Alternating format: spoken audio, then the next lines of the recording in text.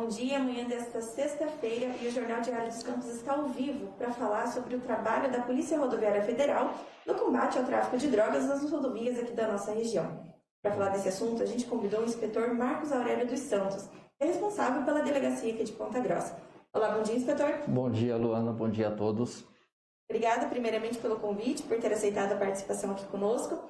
E a gente gostaria de começar a nossa entrevista falando sobre as principais fases aí da Operação Tamoio. Foi desencadeada aí há algum tempo, né?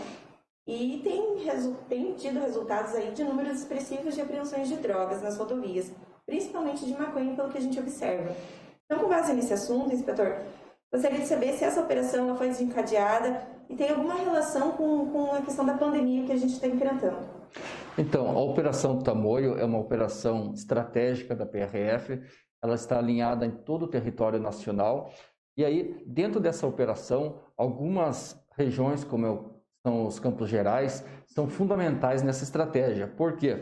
Quando você faz uma operação na fronteira, coibindo o tráfico de drogas, impedindo o traficante de movimentar suas cargas, ele buscará novas rotas alternativas. E o que fez isso? Fez com que rotas aqui no centro do estado do Paraná, Guarapuava, Irati, aqui Embaú, Ortigueira, Ponta Grossa, todo esse centro do Paraná, fosse uma opção de rota alternativa. Então, era esperado na Operação Tamoio que tivesse esse reforço aqui na região dos Campos Gerais para atuar fazendo frente a uma consequência da operação em segundo nível, as rotas alternativas. E por isso, verificamos esses grandes resultados de apreensões já dentro de uma estratégia esperada pela PRF. Essa operação ela teve início quando, inspetor? Ela começou em maio e teve duas fases, né? Por que duas fases? Porque quando você faz uma operação, o natural do tráfico é retrair. Então, teve toda essa retração, abriu-se um espaço de 2 a 3 semanas para a segunda fase da operação, ou seja, quando o tráfico quis retomar, foi a segunda fase. Como um dos resultados expressivos, tivemos uma grande apreensão de maconha na fronteira do Mato Grosso do Sul, na delegacia de Naviraí, com quase 26 toneladas de maconha, quase o recorde histórico numa única apreensão, né? O que demonstra que os levantamentos que foram realizados, os estudos, as análises de inteligências que foram realizadas surtiram efeito. Maravilha. E assim, qual foi a apreensão mais considerável de drogas apreendidas neste ano nas rodovias dos Campos Gerais, aqui desde que começou a Operação Tamoio ou antes dela? Tivemos uma apreensão expressiva na região de Irati, foram 2 toneladas e 100 de maconha, além de dois armamentos pesados, 2 fuzis que estavam junto com essa droga. O que acontece? Quando a gente faz uma operação de combate às drogas, você está enfrentando diretamente o crime organizado. Então, tanto a maconha, quanto a cocaína, quanto o crack, então ele está associado muitas vezes também ao transporte e ao tráfico de armas, né? Ou seja, da mesma forma que quando você combate o contrabando de cigarros, também está associado diretamente à mesma organização criminosa. Então, por isso que, às vezes, e é importante esclarecer para todos isso, né? Quando você atua no descaminho de produtos vindo de origem do país vizinho, do Paraguai, no descaminho, no contrabando de pneus, de remédios, de cigarros, ou mesmo no tráfico, você está atuando diretamente na mesma organização criminosa. É a mesma que patrocina todos e que tem como principal financiamento o tráfico de drogas. É o que sustenta, é o que dá maior vazão a essas organizações criminosas. Nota-se de passagem que isso aqui, a Operação Tamoio, é um resultado de cooperações internacionais. Então, um combate ao tráfico, para ser efetivo, deve ter apoio bilateral, apoio entre países vizinhos, né? Um monitoramento feito com estratégia, por exemplo, monitorado plantações, né? Plantações tanto de maconha no Paraguai, quanto monitorado plantações de coca. Vejamos, o Paraná é vizinho do principal produtor de maconha do mundo, Paraguai. Então, nosso estado, ele tem que ser contemplado com políticas voltadas a essa repressão na fronteira primária. Temos ainda como desafio no Brasil, né, a fronteira nós temos os produtores na Bolívia, na Colômbia, de cocaína, né? Eles utilizam no Brasil como passagem dessas drogas para o consumo na Europa ou consumo nos Estados Unidos. E aí, o porquê de operações como essa, Operação Tamoio, onde você conta com um enfoque de todas as forças de segurança, trabalhando em conjunto. Então, você tem lá na fronteira PRF, Polícia Federal, você tem Força Nacional, você tem o BPFRON da Polícia Militar atuando em conjunto, você tem Receita Federal com os dados, todos buscando atuar na fronteira primária. Fez esse primeiro enfrentamento, você vem nas rodovias, que já é um trabalho secundário, né? Nas rodovias, e aí entra a nossa atuação com base nessas rotas identificadas do tráfico, rotas alternativas. E aí vem a atuação do policial até chegar nos municípios onde há o consumo, nos grandes centros urbanos, né? Então, aqui, por exemplo, a Polícia Civil, Polícia Militar atuando antes que a droga chegue lá no usuário final. Ele está interceptando e está coibindo, fazendo o mesmo trabalho que iniciou lá na fronteira, fazendo que a droga não chegue naquele usuário final. Lembrando que o combate efetivo às drogas, para todos entenderem, ele se faz em duas frentes. Tanto na demanda, ou seja, quem está demandando, quem está precisando, quem está querendo essa droga. Então, a demanda tem que ter um trabalho muito forte de prevenção, né? Senão, você vai atuar só na consequência e não na causa. Então, temos grandes programas aqui desenvolvidos no Brasil, por exemplo, o PROERD da Polícia Militar, é um programa de prevenção. Precisa ter linha de pesquisa nas universidades sobre os efeitos nocivos das drogas. Precisa ocorrer um debate junto aos jovens sobre o uso das drogas. Aí você está atuando na demanda. Você falou da pandemia, por exemplo. Por que nós estamos hoje muito preocupados? Porque a pandemia pode fragilizar muitos postos de trabalho. Com isso, um público se torna vulnerável ao assédio de traficantes, né?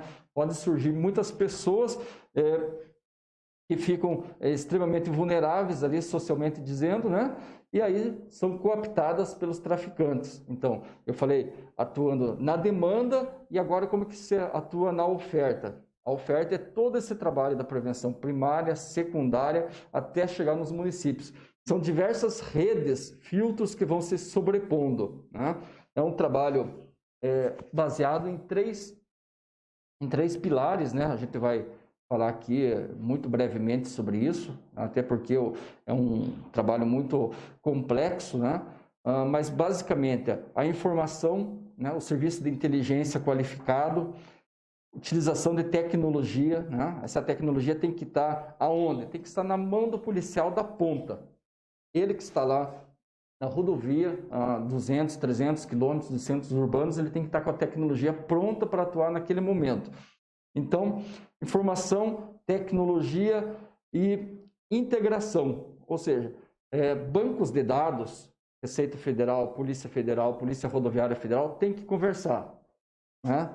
Dentro com a Polícia Militar, com a Polícia Civil, tem que estar integrados. Essa informação ela tem que ser qualificada. E aí todo um trabalho de integração também que vai resultar na operação. Aí os comandantes das agências policiais decidem, ó, temos essa quadrilha atuando dessa forma. Qual vai ser a decisão? Vai ser um cerco policial? Vai ser um trabalho como aconteceu em Prudentópolis o ano passado, uma quadrilha que atuava em roubo de cargas, né? A Polícia Civil fez os levantamentos junto com a Polícia Rodoviária Federal e fizeram o cumprimento do mandado de prisão lá no local. Foi uma decisão, né? Então, aí essa integração, ou seja, como que vai ser a execução dos planos, é um dado relevante que causa tem causado muito êxito, principalmente destacamos aqui na região dos Campos Gerais, ou seja, cada corporação dentro da sua especialidade. Polícia Militar, Guarda Municipal e Polícia Rodoviária Federal com a sua ostensividade. Polícia Civil e Polícia Federal com as suas investigações. Ou seja, quando quando você tem esse compartilhamento das informações e essa integração dos órgãos, o resultado acontece. Doutor, ainda falando com relação à pandemia, o tráfico de drogas sempre existiu nas rodovias, isso é fato. Mas por conta da pandemia, a questão de voos, a questão de portos, você acredita que o tráfico pode estar existindo muito mais nas rodovias nesse período do que em outros meios, digamos assim, de traficar drogas? Veja só, Luana, as rodovias no Brasil, nós estamos falando de 70 mil quilômetros de rodovias federais. Elas comportam por si só 85% de tudo que é transportado no Brasil. Então, elas são as rotas, sempre foram e continuarão sendo. O que nos traz a preocupação é como atuar. Por exemplo, nós temos hoje, além desse trabalho junto à rodovia, nós precisamos ter um trabalho junto com a Polícia Federal Marítimo, lá nos portos clandestinos. Temos que ter um trabalho com os grupos de base de operações aéreas, né? Ou seja, não se tem um trabalho específico com um resultado bom, sem ter esse formato aberto para todas as áreas. Ou seja, você tem que trabalhar aonde vai chegar a droga, lá no porto. Foi feita uma grande apreensão, se não me engano, no ano passado pela Polícia Militar, já das drogas, da cocaína sendo alçada por cima dos navios, né? Dos navios de carga, alçadas, ou seja, trabalho que foi feito já na saída da droga do Brasil, que já tinha cruzado todas as rodovias, já estava pronta a ser embarcada para a Europa. Então, sabemos que o crime, ele anda pelas rodovias, temos isso. Agora, o grande desafio é atuar de uma forma que também não cause problemas aos demais usuários que estão na rodovia, ou seja, você vai fazer um acompanhamento tático, você vai fazer um cerco policial, você pode estar colocando em risco outros usuários da rodovia, outros motoristas. Então, esse formato é muito complexo, mas durante a pandemia, o que observamos assim naturalmente é que não parou, né? Os trabalhos aumentaram, ou seja, assim, a resposta que foi pressionada as corporações policiais, a resposta para esse trabalho foi muito maior, ou seja, como estava aumentando uma demanda sobre as drogas, como foi verificado grandes no monitoramento das plantações, né?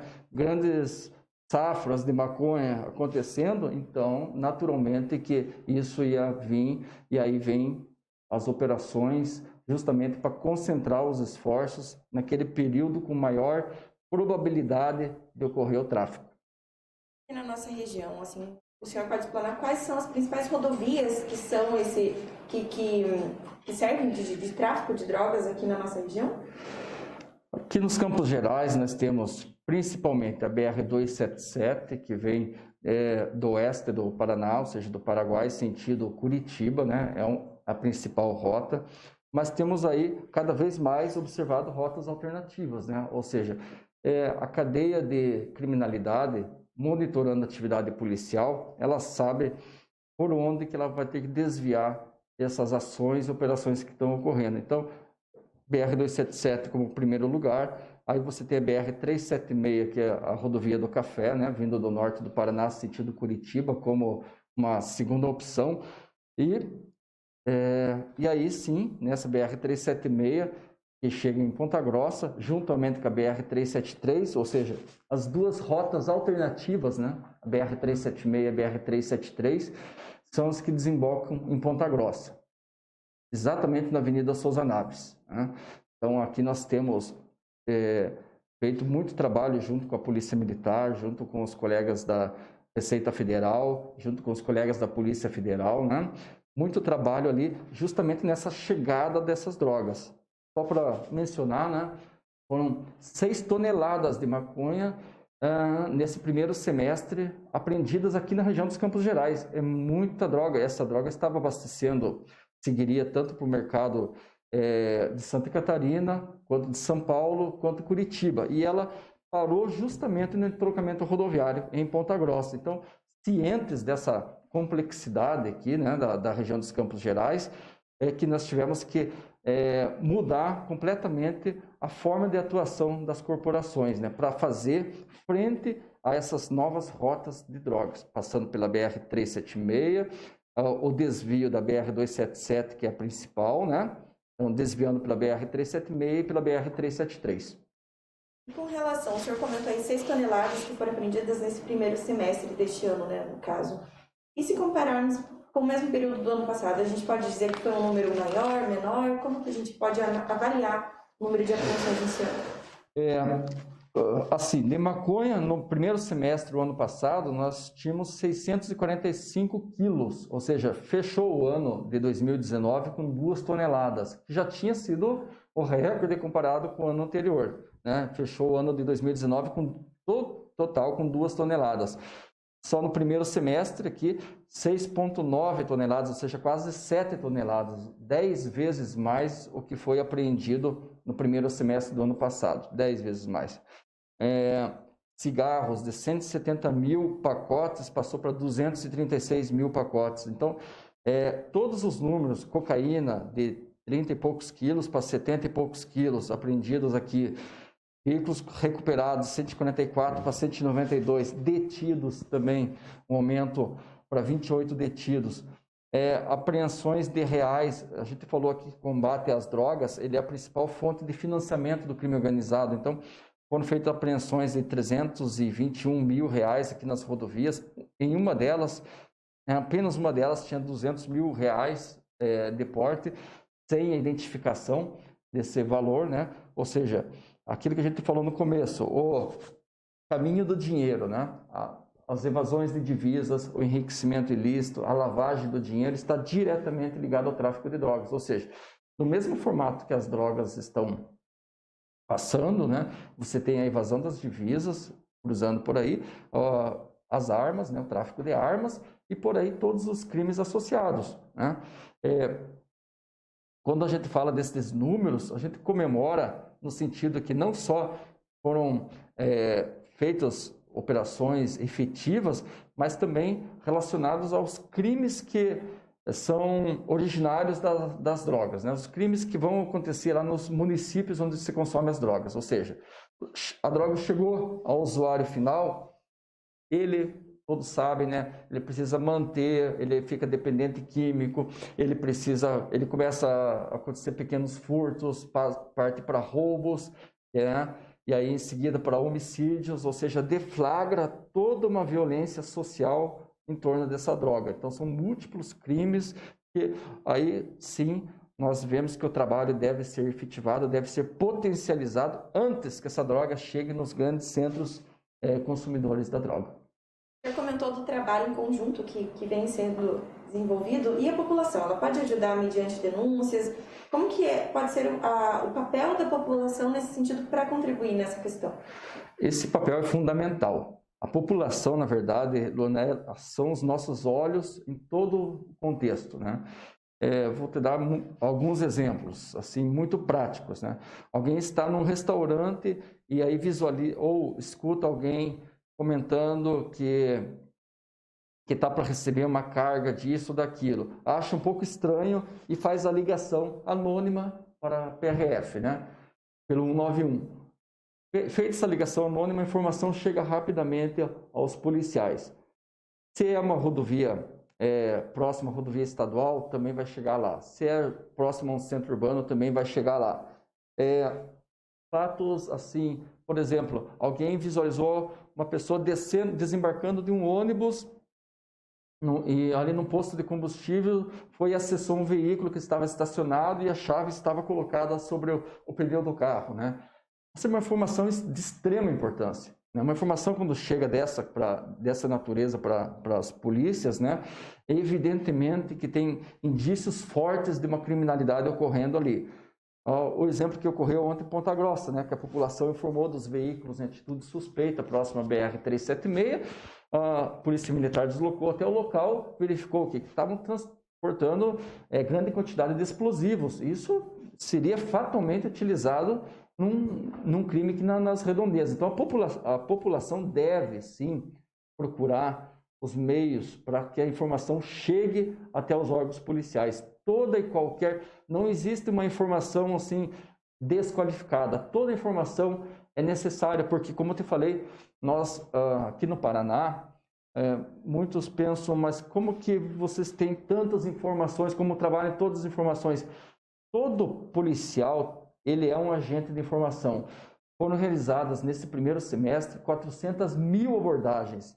Só que essas abordagens não são apenas cara crachá e tal. Nessas abordagens, cada abordagem dessa, ela compõe o sistema de informação da PRF. Assim como que as informações que o cidadão passa, vai para o mesmo sistema de informações.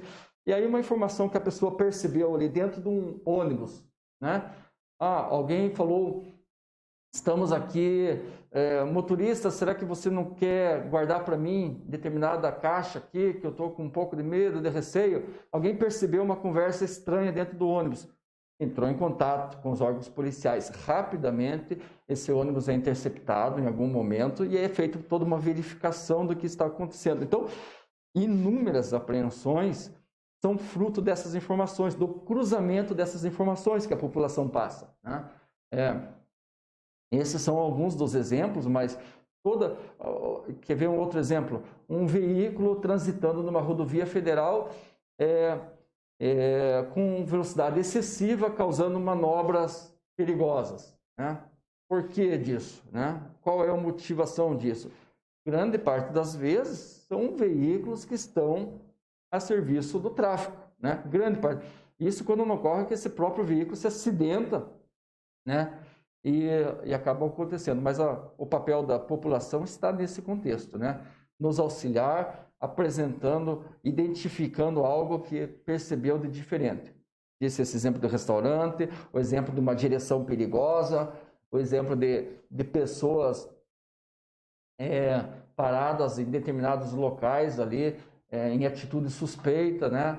O próprio comerciante, o próprio dono do posto de combustível, o frentista, pode, quando a viatura passar por lá, falar, olha, uma coisa estranha está acontecendo aqui, vieram perguntar sobre vocês, se a polícia passa, não passa. Então, essa troca de informações é essencial. Nós só trabalhamos com informação. Se não tivermos informação qualificada, nós não temos resultados, né? Então, essa informação ela precisa chegar até o órgão policial para que ele tenha eficiência, né? Daí, através dessa informação, somada à tecnologia, que será utilizada no filtro, na inteligência artificial, cruzando os dados, né? Essa informação vai chegar e aí sim para tomarmos a decisão sobre a operação de interceptação das drogas. Existe um canal de denúncias que as pessoas podem estar ligando ou podem estar mandando uma mensagem? Como que funciona, inspetor? Principalmente pelo 91, tá? Principalmente pelo 91. Ali, se a pessoa quiser aí passar algumas outras informações adicionais, eu tenho um vídeo, eu tenho imagens, nesse canal do 91 vai ser orientado o número do celular, né? O número celular que facilita essa troca, esse envio de imagens, mas 191. Né? Hoje, Luana, todos os paradigmas do policiamento que fazíamos há 20 anos mudaram completamente. Sabe? Antigamente você tinha muitos postos, né? E os policiais nos postos numa situação reativa, né? Hoje ela tem que trabalhar proativamente e é normal hoje você verificar que os policiais não estarão no posto. Não, eles estarão nos locais. Hoje nem uma equipe policial sai do posto policial sem saber exatamente o que vai fazer, aonde vai fazer e quanto tempo vai fazer. Isso baseado em estudos e estatísticas, né? Então, você tem a informação que a criminalidade usa um desvio em determinado ponto, determinado horário. A equipe policial não vai permanecer no posto. Ela vai estar atuando lá naquele local, né? Então, por que eu falei lembrei de falar do desvio agora? Porque são informações que a população nos traz, né? Nos apresenta, olha, determinados horários é comum verificar um comboio de veículos passando por aqui, 2 veículos, 3 horas da madrugada, utilizando desvios. O que é a tendência? A gente faz uma operação, os policiais deixam o posto ali, né? Aí por isso que muitas vezes o usuário passa e vê um posto fechado, é que o policial está atuando em diversos locais, ou seja, quebrando aqueles paradigmas antigos. Mas o usuário chegando no posto, precisando do apoio, ele chega ali, liga no 191, a própria câmera do posto vai estar filmando ele e ele vai conversar com a pessoa, informando a sua necessidade. Lembrando que a identidade de quem denuncia é totalmente anônima, né? Sim, é o quesito básico e fundamental, né, da informação, é preservar o anonimato. Agora, inspetor, eu gostaria que o senhor nos explanasse a questão do trabalho da PRF como um todo, né? Além da questão dos acidentes, né, questão de combate ao tráfico que a gente observa, tem também o papel social, né? Teve a questão da vacinação nas rodovias com os caminhoneiros, agora esse papel social de distribuir mantas aí para os moradores de ruas. Então, gostaria que o senhor nos explanasse esse papel também que tem sido desempenhado. Tudo que está na rodovia faz parte do nosso trabalho. Então, não podemos fechar os olhos, por exemplo, a esse público que se torna quase que invisível, né? Que são os itinerantes, os andarilhos, os caminhantes, né? É normal, tanto na Polícia Rodoviária Federal quanto na Polícia Rodoviária Estadual, que essas pessoas procuram os postos pedindo água, pedindo uma alimentação, né? O que passou a ser feito, e isso foi um projeto iniciado aqui nos Campos Gerais, né? Um projeto de Ponta Grossa, passou a alimentar um banco de dados com essas pessoas e verificar os itinerários, o que atropelamento, os acidentes que tinham sido envolvidos, e aí verificou-se também protocolos junto aos órgãos de saúde, né? Essa pessoa não pertence nem ao município A nem ao município B. Então, quem atende, como atende, ele possui um transtorno mental ou não?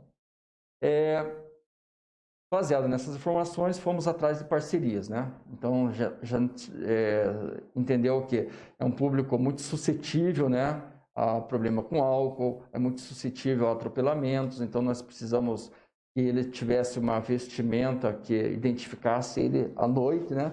Aí fizemos parcerias com a Polícia Militar, Corpo de Bombeiros, né? Todos os órgãos de segurança que se colocaram à disposição para pegar uniformes em desuso, né?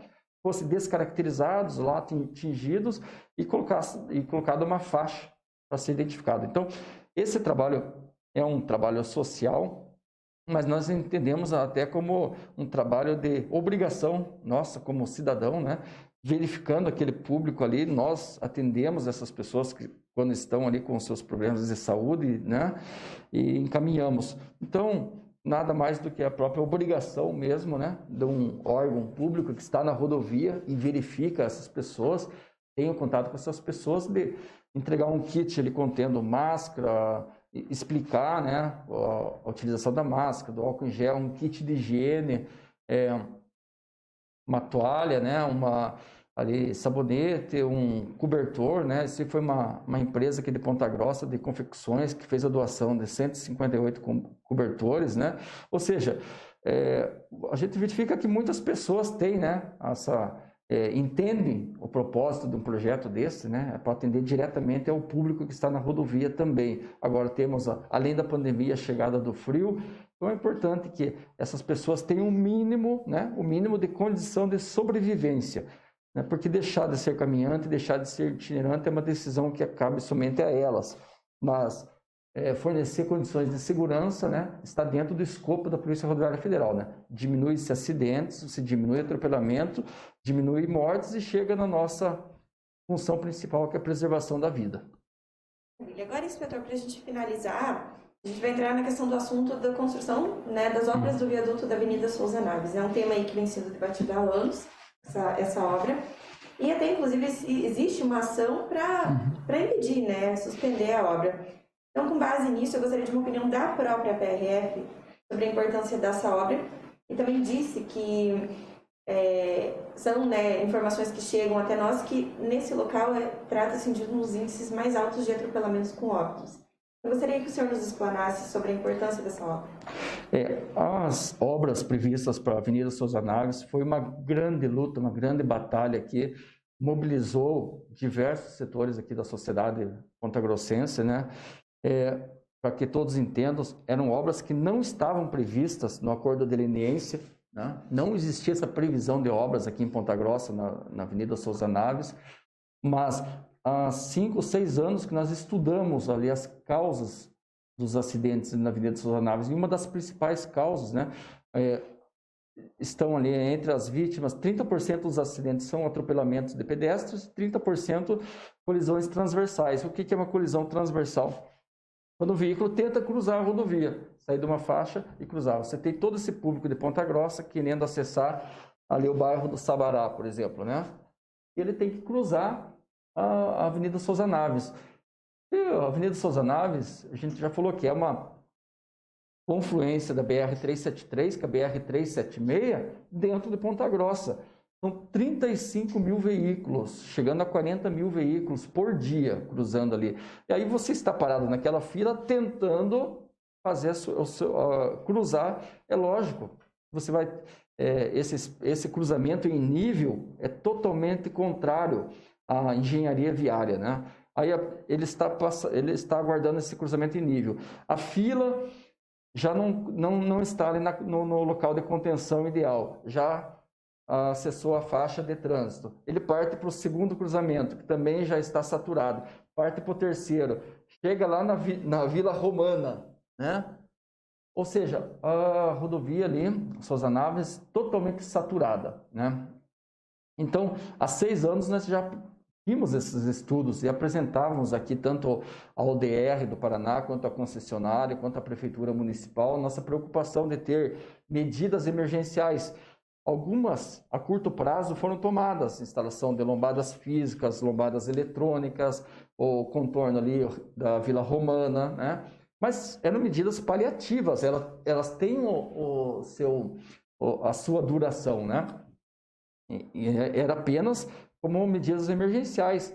Como medidas a médio prazo, já estavam lá nos nossos estudos a colocação de viadutos para proporcionar o acesso em desnível, que é o que a literatura viária prevê, né? E como longo prazo, um contorno para desviar completamente o trânsito pesado de Ponta Grossa, né, do centro urbano. Isso que acontece em Ponta Grossa, Luana, das travessias urbanas, é um fato que ocorre em graus proporcionais em diversos municípios do Brasil. Só que com um detalhe, Ponta Grossa, devido a ser um grande entroncamento, esse problema potencializa, ou seja, nós temos ao longo desses últimos 10 anos mais de 70 mortes, né, só na Avenida Souza Naves. Não podemos conviver com isso, sabendo que existe solução para isso. Não podemos saber assim que, deixa como está. Poxa, quando as medidas paliativas foram tomadas, vou dar um exemplo, foi colocada uma lombada lá no cruzamento da Bocaina, né? 2 lombadas lá. Nós tínhamos ali todo ano 3 mortes. Foi colocada a lombada, zerou as mortes. Mas, em consequência, começaram a ocorrer colisões traseiras. Mas o público que precisa cruzar a rodovia ficou sem acesso. Então, essas medidas essas medidas emergenciais tiveram seu grau de eficiência, já voltou a subir o número de mortes. Foram feitos diversos estudos, por exemplo, só no cruzamento ali próximo à passarela do Dégrafe ali, né? Só naquele cruzamento, mais de 900 giros, mais de 900 cruzamentos diários ali. Ou seja, quem mora na região convive com esse problema, sabe exatamente do que nós estamos falando, né? Nós trabalhamos em conjunto ali, verificando dia a dia o desespero daquela população. São pessoas querendo cruzar, não tem as passarelas que deviam ter. São os veículos querendo acessar, e aí tem que se atirar na frente de caminhões, de motos, de carros que estão cruzando a rodovia. Então, esses estudos foram apresentados ao Ministério Público Federal. Nós solicitamos diversas reuniões, né? Mostramos, provamos e identificamos que sem essas medidas, Ponta Grossa ia continuar tendo uma fábrica de mortes na Avenida Souza Naves.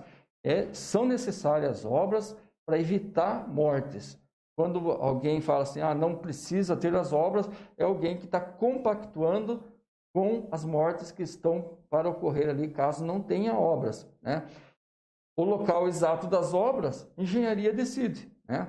Analisa a topografia, verifica o local exato, mas o importante é que todos saibam, né? E quem é morador da região sabe da necessidade de que se tenha, que essas obras sejam realizadas para que traga segurança. Inclusive, o comércio local, conforme foi apresentado os projetos, ele é o primeiro beneficiado, porque alguém que está do lado da rodovia acessa o outro lado e quem está aqui ele volta para o outro lado, ou seja, permite giros no comércio local em segurança. E a rodovia continua fluindo por baixo, né, do viaduto, normalmente sem interferência. Então, só destacando isso, né, nós atendemos mais de 900 vítimas nesses últimos 10 anos na Avenida Souza Naves, com 70 mortes.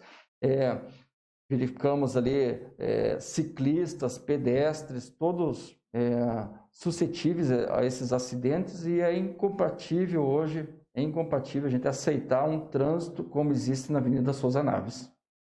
Esperamos que tudo se resolva da melhor forma possível, né, inspetor? E antes da gente finalizar nossa entrevista, eu gostaria de saber se o senhor gostaria de explanar mais alguma coisa com relação a tudo que a gente tratou aqui. Só falar para todos, né, que a Polícia Rodoviária Federal atua tanto na criminalidade quanto na prevenção de acidentes de trânsito, né? Nós trabalhamos em conjunto, temos as nossas análises, as nossas propostas, né, de engenharia viária para auxiliar, porque hoje, como falamos, o crime transita pelas rodovias. Temos, além do que nós abordamos aqui muito hoje, o tráfico de drogas, temos outros crimes associados a isso. Temos um projeto que iniciará no próximo ano, estou dizendo em primeira mão para você, Luana, é um projeto de alerta que nós vamos fazer nas escolas sobre o tráfico de pessoas, né? É um crime que também está presente nas rodovias federais, o tráfico de pessoas. Temos a exploração sexual de crianças e adolescentes, é um outro trabalho que a PRF faz de identificação desses pontos vulneráveis, né? E identificação e coibição e inibição desses pontos. Já foi muito pior, mas é um trabalho direcionado aí que também é realizado pela PRF. E o trabalho relacionado diretamente com o nosso motorista profissional, né? Então, um leque de trabalhos realizados. O que nós podemos dizer que hoje o policial que está ali, ele é muito capacitado, ele é um policial que recebeu uma formação e uma atualização para trabalhar como um agente de indutor de políticas públicas, ou seja, se você está lá numa determinada cidade onde o único apoio daquela população é um posto da Polícia Rodoviária Federal, ele faz parte daquela comunidade e ele apresenta os estudos, nos apresenta qual é a problemática que tem ali naquele município, e nós buscamos, né, com nossa equipe, prover, auxiliar, ajudar na identificação das causas principais de acidentes, causas de criminalidade. Ou seja, a PRF hoje tem um trabalho muito forte, e precisa, como a gente falou durante a entrevista, do apoio da população, de entender muitas vezes que aquela abordagem que o policial faz ali tem uma motivação, né? Às vezes, poxa, por que me parou aqui pedindo documento? Não sou... entenda que isso ali faz parte de um contexto. Às vezes nós temos informação com um veículo com aquela mesma característica, era suspeito de assalto em determinado município, e você só tem uma forma de identificar isso, parando, analisando as pessoas que estão ali, verificando a documentação. Esse é um trabalho que está sendo feito de combate à criminalidade, mas que precisa dessa compreensão de todos. A gente agradece a sua participação mais uma vez aqui conosco. Essa foi a entrevista do inspetor Marcos Aurélio dos Santos, responsável pela Delegacia da Polícia Rodoviária Federal aqui de Ponta Grossa. Obrigada a todos que acompanharam a entrevista até o final. E a entrevista completa também, caso você tenha chegado agora, você confere nas nossas redes sociais, no nosso site do DC e também na nossa versão impressa desse sábado. A todos, um bom dia.